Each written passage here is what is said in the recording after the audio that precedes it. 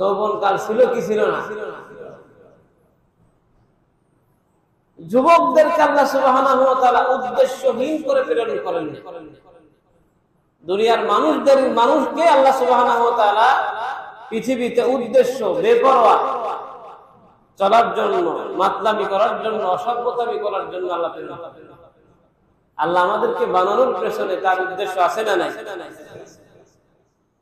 আল্লাহ সুবহানাহু ওয়া তাআলা বলছেন, আফাহাসিবতুম আন্নামা খালাকনাকুম আবাসা ওয়া আন্নাকুম ইলাইনা লা তুরজাউন। আল্লাহ বলছে, শোনো, তোমরা কি মনে করেছো, তোমরা কি এটা ধরে নিয়েছো যে আমি তোমাদেরকে অনর্থক সৃষ্টি করেছি?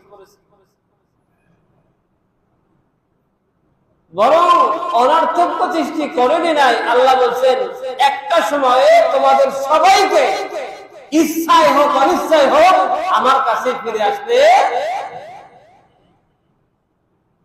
যতই শক্তিশালী হই, সম্পদশালী হই, ক্ষমতাশালী হই, যেটাই হই না কেন, যৌবনে ভাটা পড়বে, বৃদ্ধকাল চলে আসবে, আস্তে আস্তে আল্লাহর দিকে সবাইকে প্রত্যাবর্তন করতে।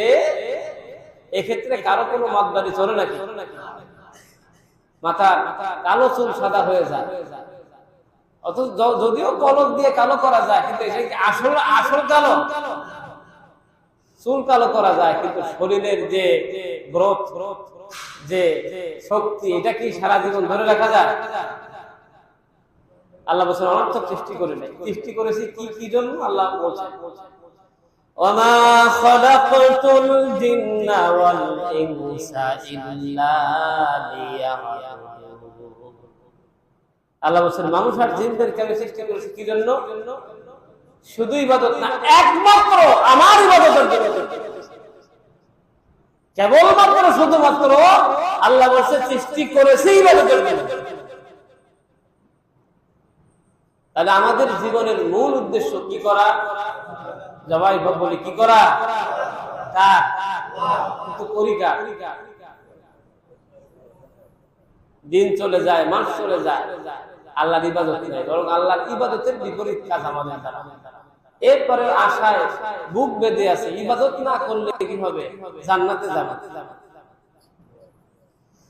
আল্লাহ সুবহানাহু ওয়া তাআলা অন্য জায়গায় বলছেন, আল্লাযী খালাকাল মাউতা ওয়াল হায়াতা লিয়াবলুয়াকুম আইয়ুকুম আহসানু আমালা।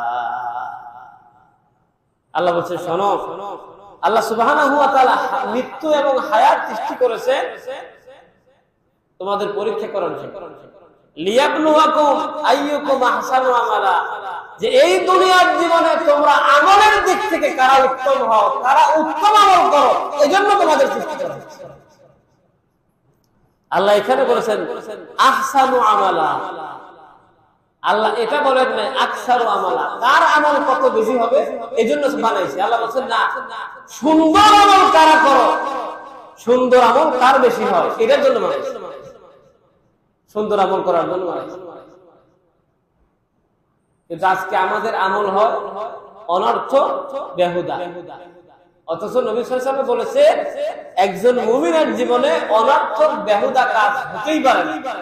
সে কখনো অনর্থক বেহুদা কাজ করবে, কিন্তু আমাদের দ্বারা অনর্থক বেহুদা কাজ হয় কি হয় না? নামাজের আজান হয়, তারা তাস খেলে, লুডু খেলে, এত সময় ধরে খেলতে হয়, হুজুর টাইম পাস করে। কি পাস করে? অথচ হায়াত দিয়েছেন কে?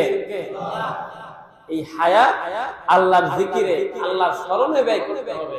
আপনি লুডু খেলে, তাস খেলে হায়াত অতিক্রম করা, টাইম পাস করার কোন সুযোগ আল্লাহ দেন? এজন্য যুবক ভাইয়েরা, আল্লাহ সুবহানাহু ওয়া তাআলা আমাদের জীবনের উদ্দেশ্য বলে দিয়েছে, আমাদের বানানোই হয়েছে ইবাদত। দুনিয়ার সব নবীকে আল্লাহ সুবহানাহু ওয়া তাআলা নবুয়ত দিয়েছেন যুবক বয়সে, কোন নবীকে আল্লাহ সুবহানাহু ওয়া তাআলা বৃদ্ধ বয়সে নবুয়ত দেন নাই। দুনিয়ায় যত নবী এসেছে সব নবীকে আল্লাহ নবুয়ত দিয়েছেন যুবক অবস্থায়।